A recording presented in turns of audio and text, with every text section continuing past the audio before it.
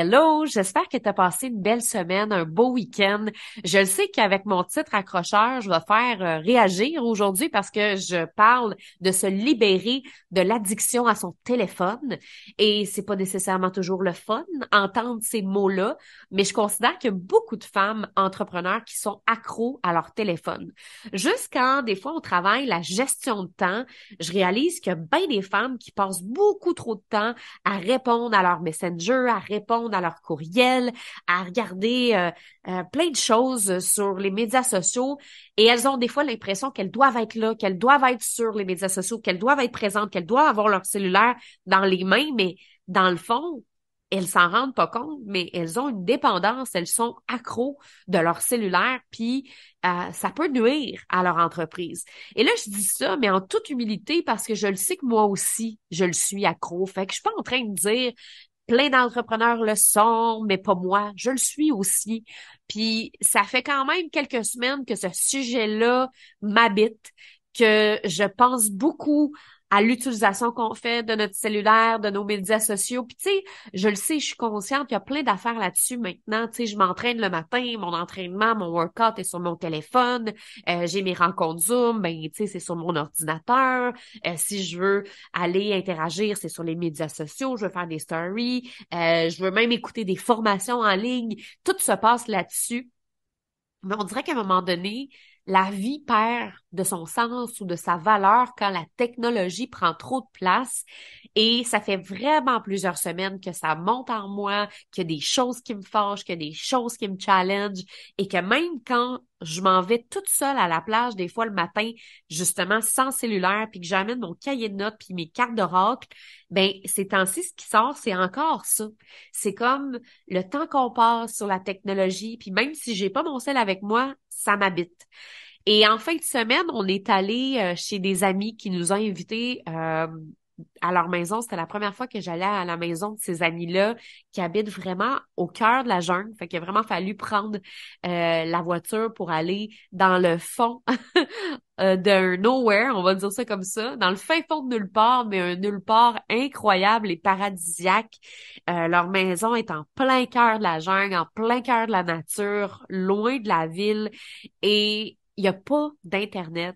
C'est très, très calme. Le seul bruit que tu entends, c'est les arbres, la nature, les animaux qui sont comme partout autour de toi. C'est juste vraiment magnifique. On s'est fait un barbecue dehors sur le feu. On s'est fait un feu.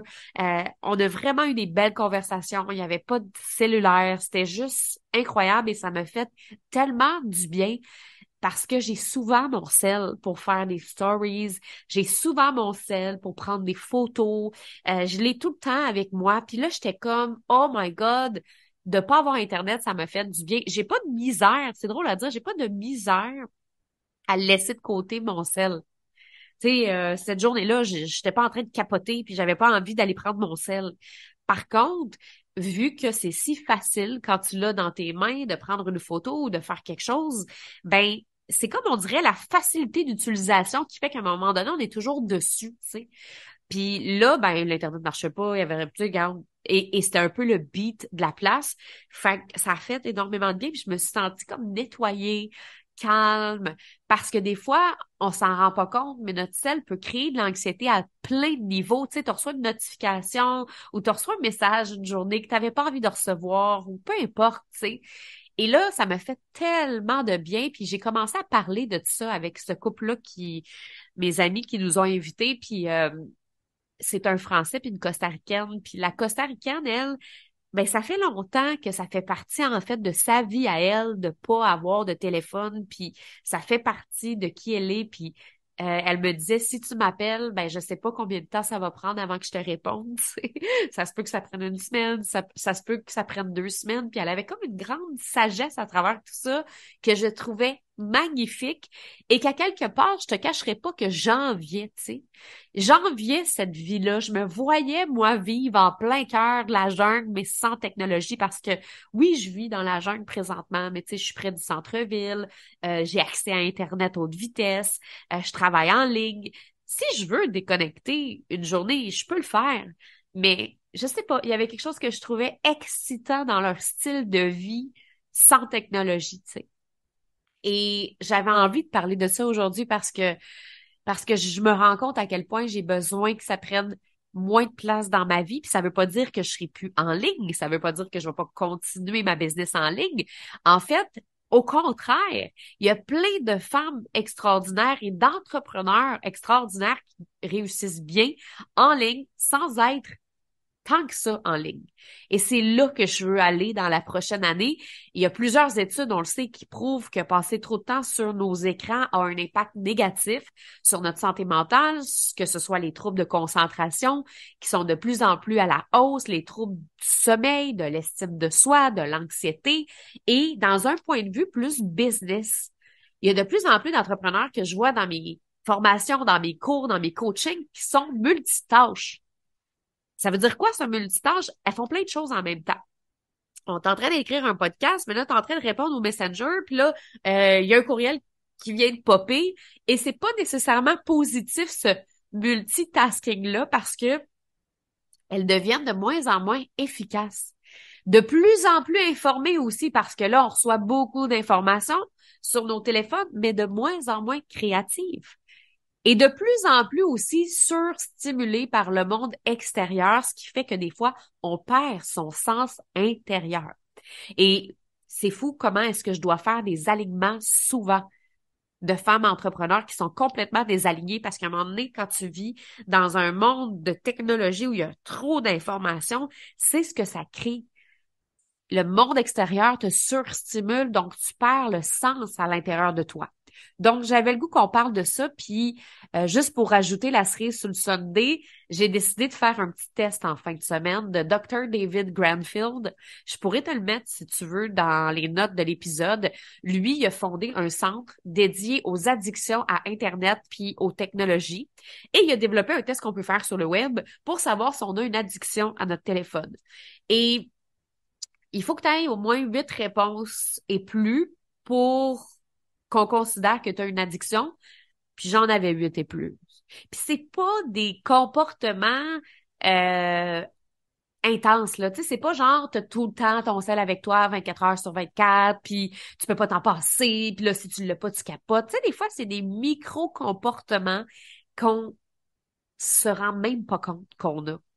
Juste le fait de traîner son cellulaire avec soi partout peut être un signe de dépendance. Juste le fait de dormir à côté de notre cellulaire peut être un signe de dépendance. Juste le fait que, tu sais, quand tu oublies ton téléphone une journée chez vous puis que t'es fâché, c'est un signe de dépendance. Il y a plein de micro-signes comme ça. Évidemment, c'est quand on cumule plusieurs micro-comportements que ça fait qu'on a une dépendance. Et là, hier, je parlais de ça avec mon chum qui me disait, ouais, mais tout le monde est dépendant d'abord. Ben, oui, pas tout le monde, mais une grande partie de la population, clairement, on a un problème de société à ce niveau-là, là, on se le cachera pas.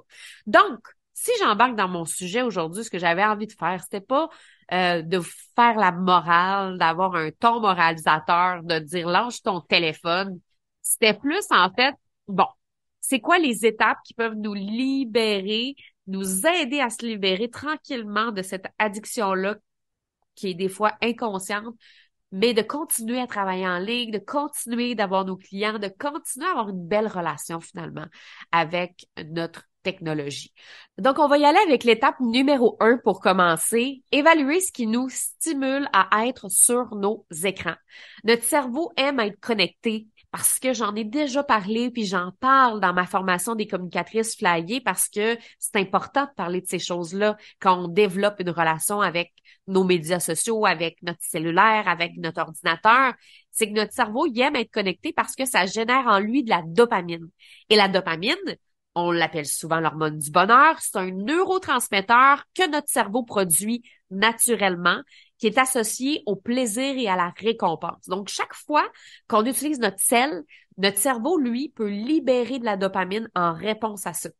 Ce qui fait que ça nous donne envie de passer du temps dessus, souvent de manière inconsciente. Moi, j'appelle ça du bonheur artificiel parce que c'est pas un bonheur réel qui vient d'une motivation intrinsèque à l'intérieur de nous, quelque chose qui vient là de Oh my God, ça m'anime, j'ai le goût de faire ça, puis là, ça génère de la dopamine. Non, c'est autre chose. C'est que il y a plein de petits trucs sur notre selle qui va venir libérer de la dopamine. Puis c'est pour ça que moi, j'appelle ça du bonheur artificiel parce que ça vient de l'extérieur et non de l'intérieur de toi. Qu'est-ce qui génère de la dopamine? Ben, il y a plein d'affaires. Les notifications, les likes, la découverte de nouveaux contenus puis de nouvelles informations, le besoin de tout savoir ce qui se passe dans la vie des autres et le FOMO, le fear of missing out. On veut rien manquer de ce qui se passe. Fait que ça, ces petites choses-là, quand tu as une notification, ça vient activer de la dopamine. Puis là, t'es comme, oh, je suis curieuse d'aller voir. Les likes, ah, c'est donc bien cool, ça me donne un petit boost de confiance. La découverte de nouveaux contenus, ah, je veux apprendre plus de choses comme ça. Il y a la curiosité, le besoin de savoir qu'est-ce qui se passe dans la vie d'une puis de l'autre, puis on veut rien manquer. Bon, si tu manges une poutine de temps en temps, là, c'est l'équivalent d'aller se divertir de temps en temps sur Instagram. Il n'y a aucun problème avec ça, d'être curieuse, de vouloir savoir ce qui se passe, de découvrir des nouvelles choses. Il y a rien de mal là-dedans si c'est de temps en temps. Mais si tu manges de la poutine à chaque semaine puis que tu en as besoin pour te sentir bien, c'est là que ça devient problématique. Et on le sait que manger du fast-food à répétition, ça crée exactement les mêmes problèmes que crée la dépendance de notre sel, anxiété, baisse de l'estime de soi, comme je mentionnais plus tôt, trouble du sommeil. Donc, c'est pourquoi que c'est important d'évaluer c'est quoi qui nous stimule réellement parce que c'est inconscient. Je veux dire, entre toi et moi, tu vas pas dire que c'est les notifications qui te stimulent, là. Parce que on se dit, ah non, moi, c'est le contenu inspirant, moi, c'est telle chose. Tu sais, on essaie de se convaincre que c'est pas juste ça, tu sais, parce que sinon, on va se décourager. Mais en même temps, c'est important de faire cet exercice-là, de voir qu'est-ce qui te stimule pour aller vérifier c'est quoi ton besoin, ton réel besoin en arrière.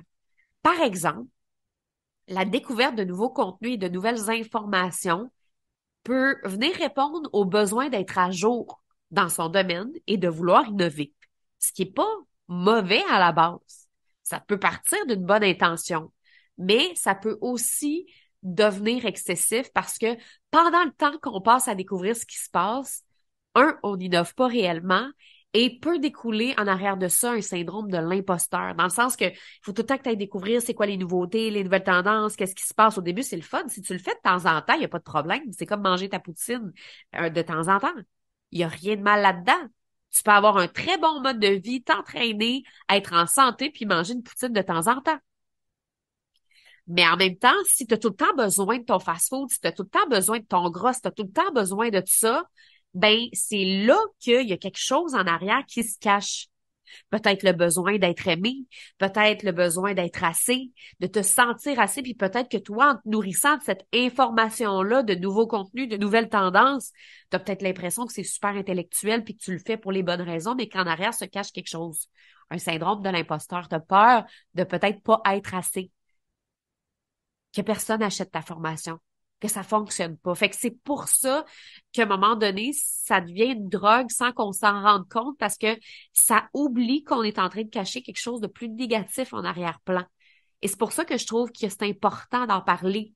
On pourrait pas en parler, là, mais évalue ce qui te stimule à être sur tes écrans. Puis je le fais moi aussi, tu sais, c'est important de faire cet exercice-là. Puis ça se peut que ce qui te stimule aujourd'hui, ça soit complètement différent que ce qui te stimulait au début. Peut-être que ça fait longtemps là, que les likes, ça va bien sur ta page, puis que ça te nourrit plus autant qu'avant, puis que c'est d'autres choses, puis c'est correct, tu sais. Mais évaluer ça va vraiment avoir un impact. Étape numéro 2, gérer l'énergie dépensée sur son téléphone. Plus on gère l'énergie dépensée sur notre téléphone, plus ça va avoir un impact sur notre propre énergie et créativité. Et on a besoin en tant qu'entrepreneur d'avoir de l'énergie. Et on a besoin d'avoir de la créativité. Énergie et créativité pour nos projets. Énergie et créativité pour vendre avec confiance. Énergie et créativité pour réaliser des nouvelles choses, pour innover, pour créer du contenu, pour avoir envie de se lever chaque matin pour aller travailler aussi. Mais chaque fois qu'on est sur notre écran, des fois, on perd de l'énergie et on perd de la créativité. Mais ça veut pas dire que c'est mauvais d'être sur notre écran parce que les technologies sont là aussi pour nous aider, sont là aussi pour nous inspirer, sont là pour nous permettre d'aller chercher une dose de créativité puis d'énergie par moment aussi. Mais si c'est une action consciente, il y en a pas de problème. Mais moi, je pense vraiment, et je le vois depuis les dernières années, et je le sais que pour moi, j'ai besoin de planifier mon temps d'écran et non d'être go with the flow. Parce que sinon, on passe toujours plus de temps que ce qu'on pensait qu'on allait passer comme temps. Et je le sais parce que à chaque fois que je me mets des barèmes, que je me mets des paramètres, que je me mets des limites, j'ai vraiment une meilleure relation avec les médias sociaux que quand je suis dans le flow puis que je me dis, oh, je passerai pas trop de temps dessus. Mais c'est pas concret. Je passerai pas trop de temps dessus. Ça veut rien dire. Et ça fait en sorte que c'est tellement facile de prendre son téléphone et que finalement, au bout du compte, on a passé beaucoup plus de temps qu'on pensait. Il y a plusieurs possibilités pour gérer l'énergie dépensée sur son téléphone.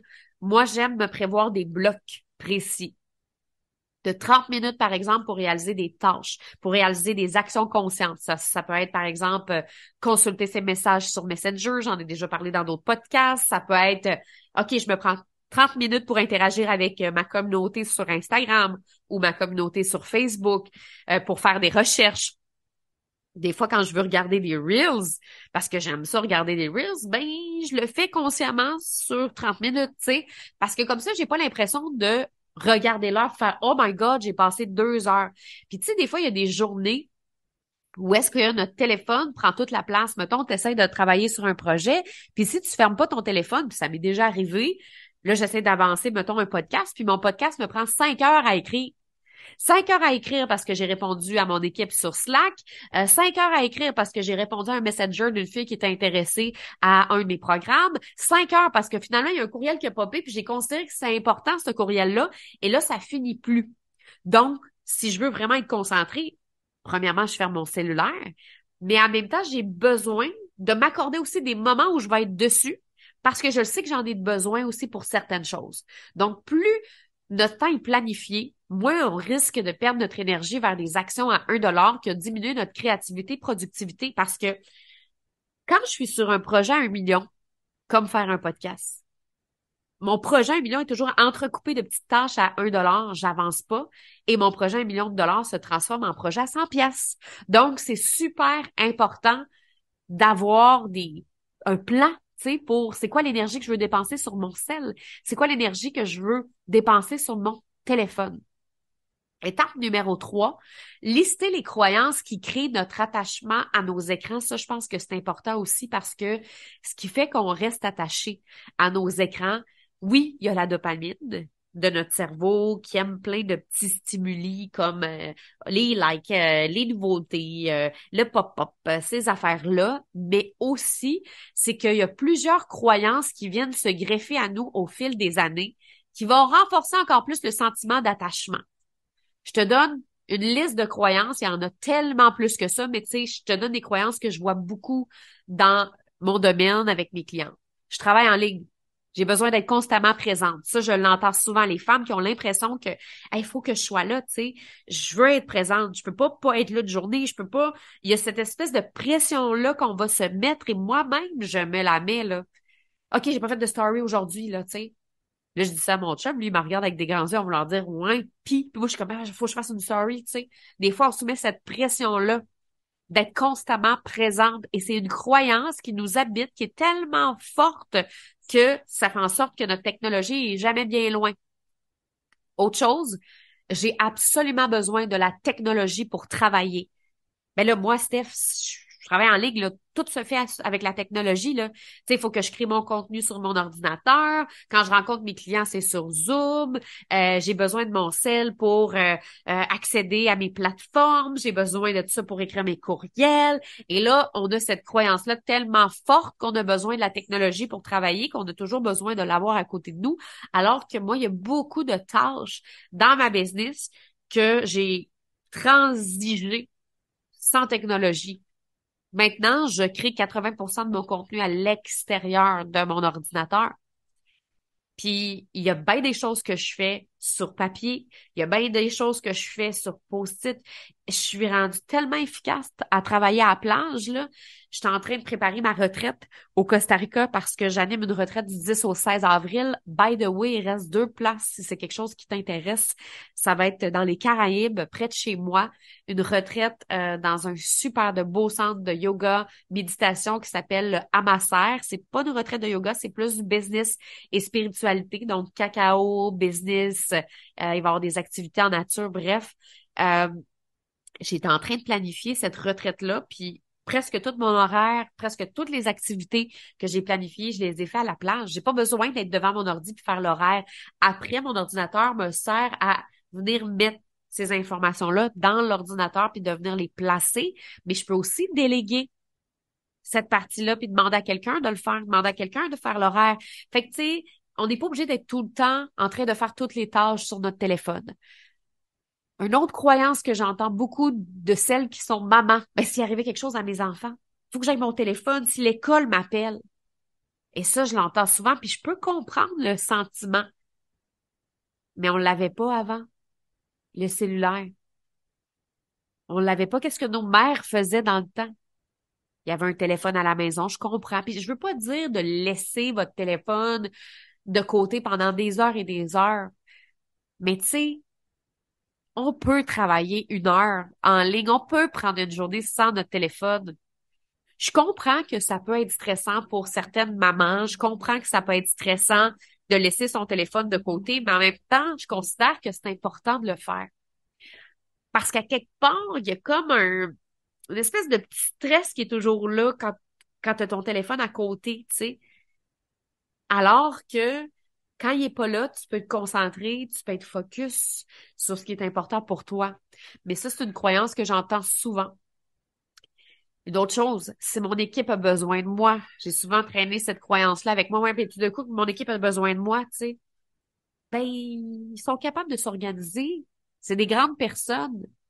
Fait que je pense que c'est de prendre le temps de détecter les croyances ou les raisons qui nous poussent à prendre notre sel.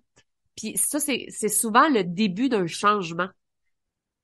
Et comment est-ce qu'on fait pour s'en rendre compte parce qu'on le réalise pas toujours? Ben, la prochaine fois que tu prends ton sel, là, juste aujourd'hui, pose-toi la question, pourquoi je le prends là, là?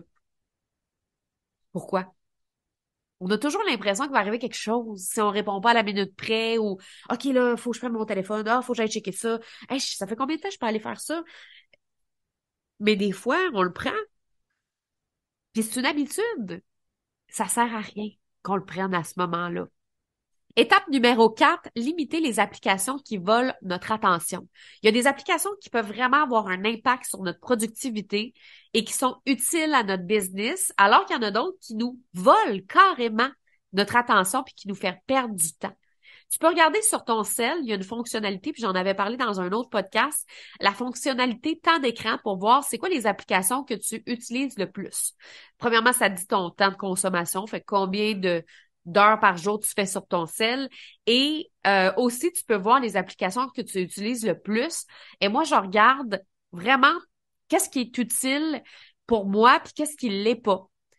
Et là, il y a une différence entre juste regarder, mais faire des changements pour vrai. Je vais donner des exemples. Mettons, je prends la fonctionnalité temps d'écran sur mon cell, puis là, je regarde c'est quoi les applications que j'utilise le plus. L'autre fois, ce que j'ai remarqué, c'est que je passais des fois 2 heures sur Messenger, puis mettons 1 heure sur Facebook. Puis je trouve ça beaucoup 3 heures dans une journée, 2 heures sur Messenger, puis 1 heure sur Facebook. Et là, je voyais que je passais, par exemple, 1 heure sur Voxer. Mais je le sais que si je passe 1 heure sur Voxer, qui est mon application où est-ce que je coach mes clientes, ben c'est efficace pour moi, c'est pas une perte de temps parce que j'aide mes clientes à avancer dans leur entreprise et je sais que je suis focus quand je suis sur Voxer, donc c'est une application qui est utile pour moi. Mais si je passe 2 heures sur Messenger, puis je jase avec des amis, puis là, je jase avec des membres de ma famille, puis là, puis comment c'est le Costa Rica, puis là, un autre affaire, puis blablabla. On dirait que je perds mon temps, puis c'est pas parce que, comment je pourrais dire, Je les aime, les gens, là. J'aime mes amis, j'aime ma famille, puis c'est correct de se donner des nouvelles de temps en temps. Sauf qu'on dirait qu'il y a tout le temps quelqu'un qui te demande comment tu vas à chaque jour sur Facebook, tu sais, ou sur Messenger, ta tante, une de tes amies, tout ça. Puis il y a bien des gens, moi, qui me suivent. Fait que, tu sais, à un moment donné, ça fait beaucoup de messages qui sont pas toujours très profonds, qui restent un peu des messages de surface, qui vont pas avoir un grand impact dans ma vie, puis qu'au bout du compte, ben, j'ai perdu quand même 2 heures de mon temps que j'aurais pu consacrer dans des actions beaucoup plus powerful que ça, tu sais. Donc, tant qu'à ça, si j'ai vraiment envie de parler avec une amie de cœur que j'aime de tout mon cœur, ben, on va s'appeler 30 minutes sur FaceTime et on va avoir une conversation profonde qui va être beaucoup plus impactante dans ma vie qu'un petit «Pis ça va, pis toi, hein, j'ai vu que tu étais connecté».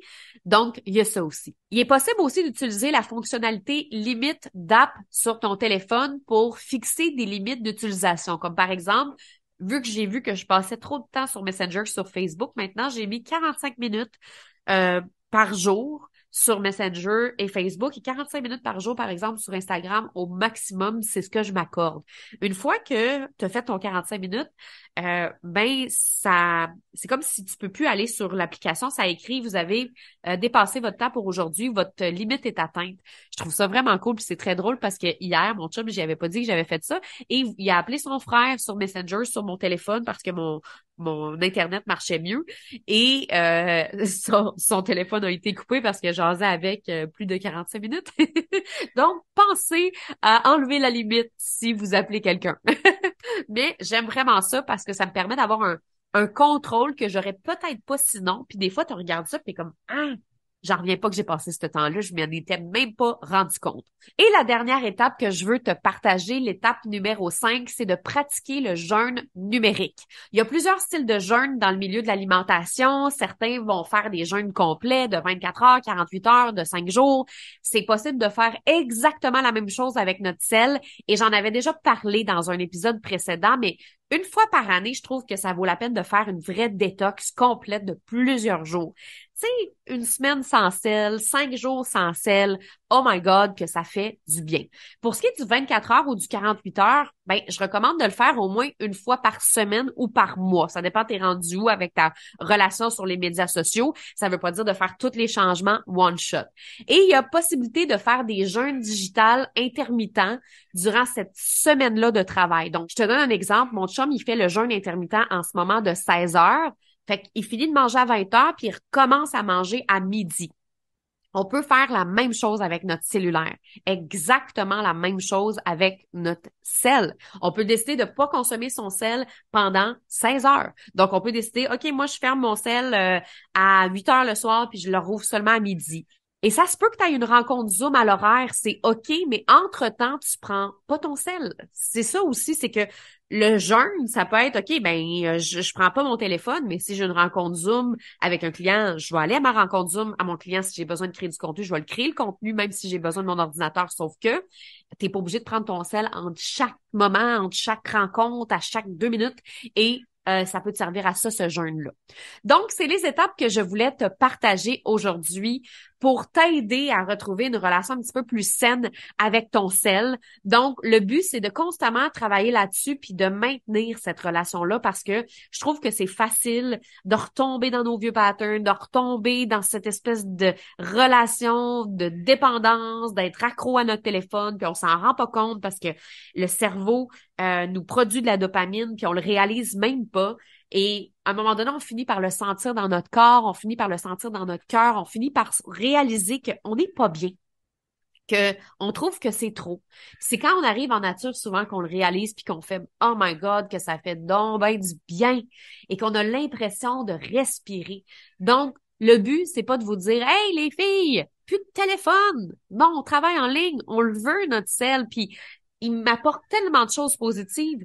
Si j'avais pas mon téléphone, si j'avais pas la technologie, il y a plein de femmes que je connaîtrais pas parmi vous. J'aurais peut-être même pas mon podcast. J'aurais pas connecté avec toutes les femmes que j'ai connectées. Puis je le dis souvent à quel point il y a quelque chose de puissant là-dedans. Dans la technologie, puis la connexion, on peut connecter avec des gens de partout dans le monde, chose que je pourrais pas faire si j'avais pas Internet, tu sais.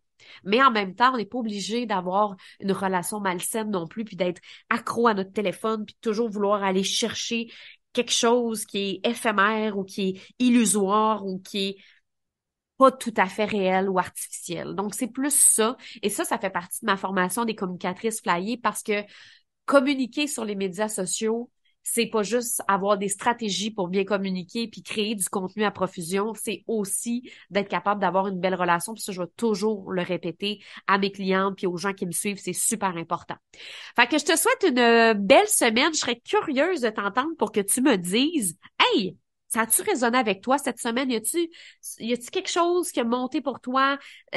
Comment ça t'a fait réagir? Peut-être que ça t'a fâché, peut-être que oh, ça t'a fait réaliser des choses. Viens me jaser. J'aime toujours ça, savoir qu'est-ce que vous avez pensé de mes podcasts. Fait que je te souhaite une bonne semaine. Si tu as aimé l'épisode, tu peux faire un 5 étoiles sur Apple Podcast et on se dit à la semaine prochaine. Bye!